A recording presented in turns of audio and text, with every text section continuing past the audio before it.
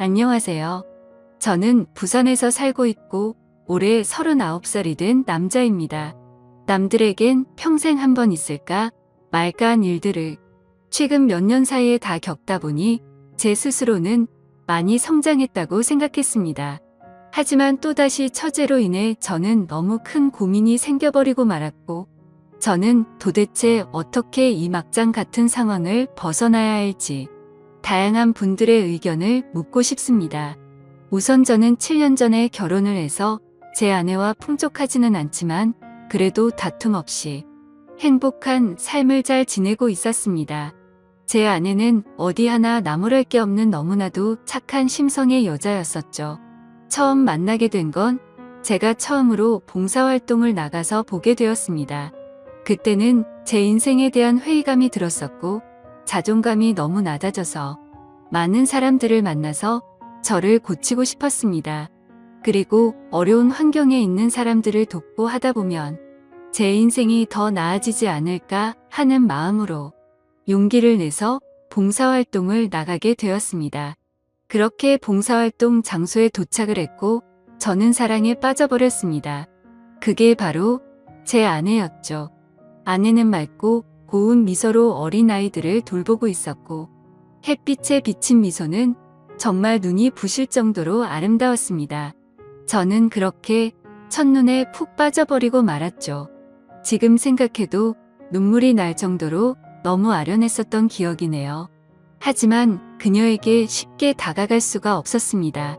저는 가진 것도 별로 없었고 외모도 남들보다 별로 뛰어나지 않은 그저 평범한 사람이거든요.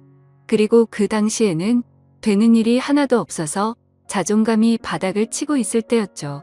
저는 생전 처음 봉사활동을 오다 보니 너무 뻘쭘한 나머지 어색하게 가만히 있었습니다. 그러자 갑자기 제게 다가온 그녀는 또다시 미소를 지으며 인사를 건넸죠. 처음 오시냐고 물었고 그렇지 않아도 일손이 부족했는데 잘 부탁드린다면서 악수를 건네더군요. 손을 마주 잡는 순간 저는 제 인생을 이 여자와 평생 하고 싶다라고 생각을 했습니다. 하지만 생각만 그럴 뿐 저는 용기가 없었습니다. 그저 조용히 말도 없이 묵묵히 일만 했고 남자답지 못하게 숫기도 없었죠. 그렇게 봉사활동을 시작한 지도 3개월이 지나갔을 무렵 그녀가 제게 묻더라고요. 이렇게 꾸준히 나오시는 분이 드문데 정말 성실하신 것 같다더군요. 그러더니 언제 한번 식사라도 대접해야 하는데 라고 말을 하더라고요. 그 말을 듣자 저도 모르게 오늘 식사하면 되지 않을까요? 라고 말이 나와버렸습니다.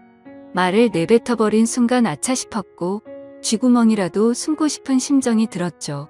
그런데 너무 의외로 그녀는 웃으면서 안 될 거 없죠라며 제게 미소를 지어주더군요. 그날 저와 그녀는 처음으로 단둘이 식사를 하게 되었고 예전보다 훨씬 가까운 사이가 되어가고 있었습니다. 제법 말도 하면서 장난도 치고 할 무렵 저는 어느 정도 성격이 예전보다 밝아진 게 느껴졌죠. 그래서 다시 일자리를 알아봐야 하겠다 싶었고 운이 좋게도 금방 취직이 되었습니다. 앞으로 회사 일을 하면 봉사활동을 나오기가 어려워진 상황이었고 저는 그녀에게 용기를 내서 고백을 하게 되었습니다. 이곳에서 처음 만나게 되는 순간부터 좋아하게 되었다며 이곳에 있는 동안 너무 행복했었고 앞으로도 행복하고 싶다고 말했죠. 그러자 제 진심이 통했는지 한참을 고민하다가 제 고백을 받아주었고 저와 그녀는 연애를 시작하게 되었습니다. 생각보다 연애 기간은 그리 길지 않았습니다. 저는 애초부터 이 여자와 평생을 함께하고 싶었기 때문도 있었죠. 만난 지 1년이 되는 날 저는 평생을 함께 지내자고 프러포즈를 했고 처음 제 고백을 받아주었을 때처럼 그녀는 제 프러포즈를 받아주었습니다. 너무 행복했고 고마웠습니다. 저는 어릴 때 아버지를 떠나 보내게 되어서 홀어머니 밑에서 자랐습니다. 그래서 집안이 남들보다도 훨씬 좋지 않은 형편이었고 저 또한 그저 그런 평범한 회사에 다니고 있었기에 사실 많이 망설였습니다. 하지만 제 이기적인 마음이 앞서서 결혼을 하자고 했는데 제 형편을 잘 아는 그녀였지만 제 프러포즈를 흔쾌히 받아주었죠. 어떻게 이렇게 착한 여자가 세상에 또 있을까 싶었고 너무 놓치고 싶지 않았습니다. 그날 이후로 저희는 결혼 준비를 하는 과정에서 아내의 친정을 찾아 뵙게 됐습니다. 장인어른과 장모님은 아내처럼 너무나도 착하시고 훌륭한 분이셨습니다. 장인어른은 사업을 하고 계셨고 제 이야기를 들었다고 하시더라고요. 어릴 때부터 아버지를 잃어서 그동안 아들로서 참 고생이 많았겠다며 당장 살 곳이나 이런 건 걱정 말고 행복하게 살아만 달라고 말씀하시는데 너무 감사해서 눈물이 날 뻔했습니다. 그런데 유독 집안에 돌연변이는 늘 있다고 하듯 아내의 친정에도 그런 사람이 존재하더군요. 제 아내는 저보다 5살이 어렸고 아내의 동생은 저보다 10살이 어렸습니다. 그 당시 20대 초반이었는데 아내와는 다른 분위기에 엄청난 미인상이더라고요.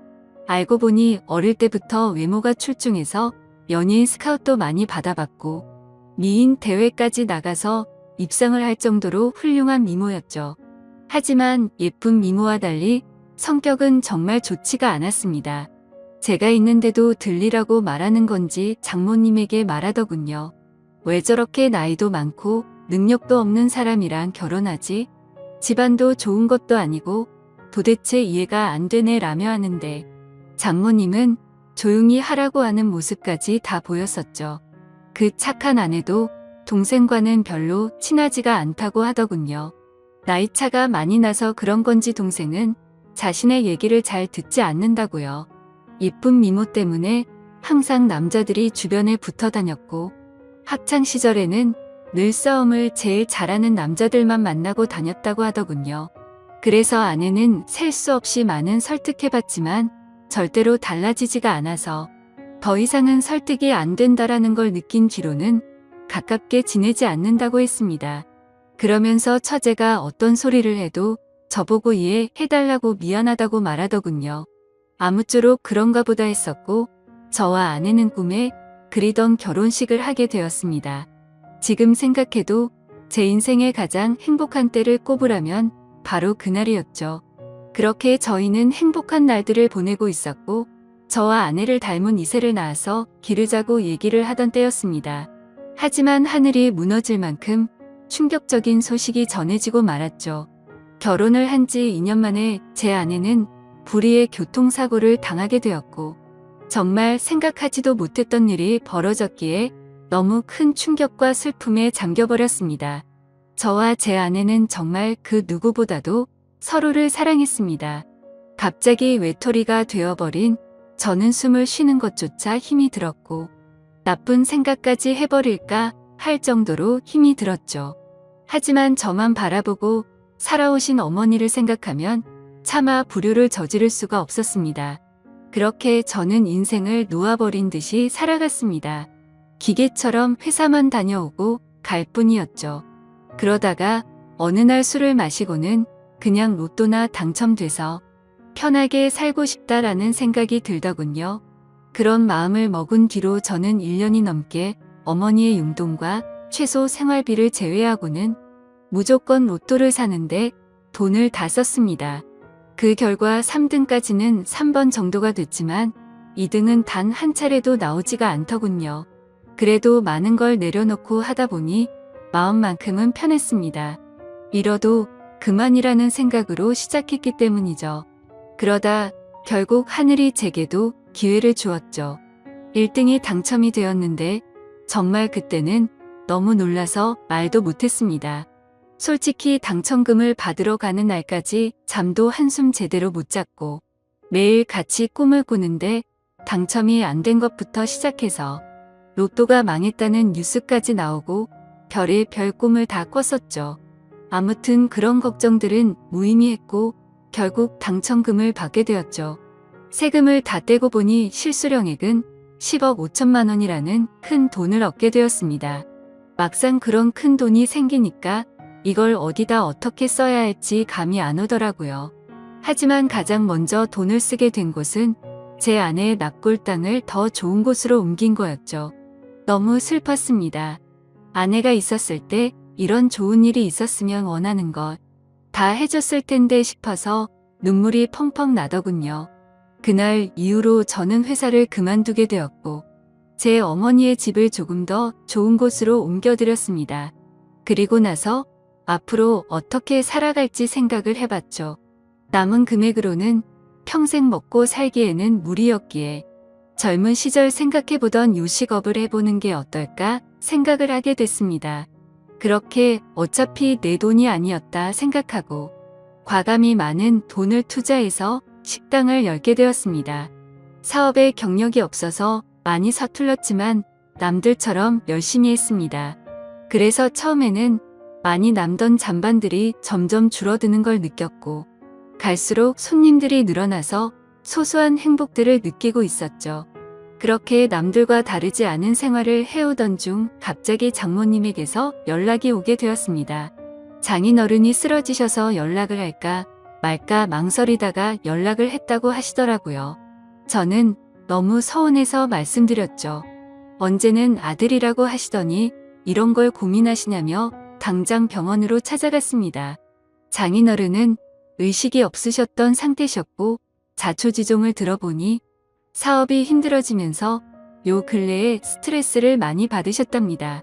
결국에는 상황이 힘들어지다 보니 직원들이 대거 이탈을 하게 됐고 그 와중에 믿었던 사람에게 돈을 융통하려다 사기까지 당하게 되셨답니다. 그 충격으로 며칠 동안 앓으시다가 결국 쓰러지셨다고 말씀하시더라고요. 그래서 저는 장모님의 손을 꼭 잡고 제가 여유 자금이 있으니 도움을 드린다고 했죠. 장모님은 절대로 받을 수 없다며 자신의 딸로 인해 제가 얼마나 힘든지 잘 안다면서 어떻게 그 돈을 받겠냐며 눈물을 흘리셨죠. 저는 오랜 설득 끝에 장모님께 결국 돈을 드리게 되었습니다. 하지만 결국 아들처럼 저를 대해주시던 장인어른은 끝끝내 버티지 못하시고 세상을 떠나시게 되었죠. 결국 제가 해드린 돈과 장인어른의 보험금을 합쳐서 겨우 빚쟁이 신세는 면하게 되었습니다. 그 과정에서 제가 많은 도움을 드리느라 항상 친정에 하루가 멀다 하고 드나들었고 처제도 자주 마주하게 되었었죠. 그러다 어느 날 처제가 너무 힘들다면서 술 한잔 사주시면 안 되냐고 제게 묻더군요. 그래서 어려울 거 없는 부탁이었기에 처제와 저는 둘이서 술을 마시게 되었습니다. 한창 술을 마시다 술이 조금 취하니까 처제는 아내 얘기를 꺼내더군요. 언니에게 너무 못했던 게 매일 생각났고 시간을 되돌릴 수 있다면 잘하고 싶다고. 착한 언니를 왜 빨리 데려갔는지 하늘이 원망스럽다며 펑펑 울더라고요.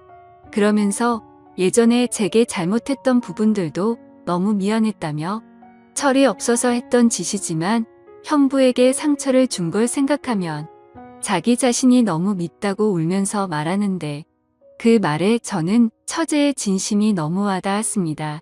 그래서 그날 이후로 저는 처제를 다시 보게 되었습니다. 얼굴만 예쁠 뿐만 아니라 본래 성격은 역시나 부모님과 아내를 닮아서 착한 사람이었구나 라고 생각했죠. 그리고 나서 처제와 많은 대화들을 나누었습니다. 많은 대화를 나누다 보니 그동안 서먹했던 사이가 조금은 풀어지는 듯했고 말을 이어가다가 처제는 제게 질문을 했죠. 갑자기 왜 이렇게 돈이 많냐고 묻더군요. 저는 그래서 약간은 당황했지만 거짓말로 대답을 했습니다. 왠지 로또 당첨이 되어서 벼락부자가 됐다라고 말하기는 창피한 마음이 들었던 거죠. 그냥 예전에 묵혀두었던 주식이 조금 올라서 그걸로 사업을 시작했는데 운이 좋게도 장사가 잘 되고 있다고 말했습니다. 지금 돌이켜 생각해보면 그때 장사가 잘 된다고 했던 그 말이 제 인생에 있어서 천추의 한이 될 거라고는 생각조차 못했습니다.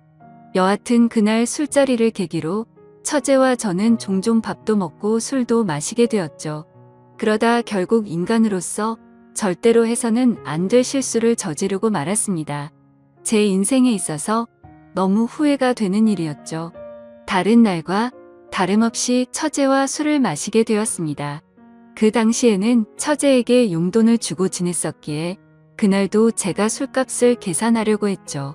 그런데 갑자기 처제가 일해서 돈을 벌었다며 자기가 술을 산다고 하더군요. 처제가 일한다는 소리는 못 들어서 의아하긴 했지만 고집을 꺾지는 못했습니다. 그러더니 대신 저보고 다음 술자리를 사라고 해서 얼떨결에 그러겠다고 했죠. 근데 문제는 제가 술이 그렇게 세지가 않았다는 겁니다. 그래서 항상 한 자리에서만 마시고 헤어지다가 처음으로 술을 더 마시러 가게 되었습니다. 그날따라 처제는 평소와 다르게 계속해서 제게 술을 권하더라고요. 그러다 저는 화장실을 가게 되었고 밖에서 남자들이 하는 얘기를 들었습니다. 왜 저렇게 예쁜 여자가 저런 남자랑 있지? 남자가 돈이 많나 보지? 뭐 이런 식의 대화였습니다. 저를 깎아내리는 소리였지만 내심 능력 있는 사람으로 보는구나 싶어서 기분이 크게 나쁘지는 않았습니다. 자리로 돌아가서 보니 처제는 누가 봐도 예쁘구나 싶었습니다. 물론 당연히 처제가 예쁘다는 건 잘 알고 있었죠. 미인 대회에서 입상할 만큼 예뻤던 외모였고 항상 관리를 잘해왔던 터라 군살도 없었으니깐요. 근데 평소와 달리 처제도 많이 취했던 건지 계속 저에게 스킨십을 하고 기대려고 하더라고요. 맨 정신이었으면 뭐하는 짓이냐고 했을 테지만 저도 술이 많이 취해서 미쳐버린 건지 처제의 모습이 여자처럼 보이기 시작했습니다. 그러다 술을 마시는 내내 손을 꼭 잡고 있다가 결국에 둘이서 넘어서는 안 될 선을 넘게 되었죠. 그날 이후로 처제와 저는 사귀자라는 얘기만 하지 않았을 뿐 연인과 다름없이 만나게 되었습니다.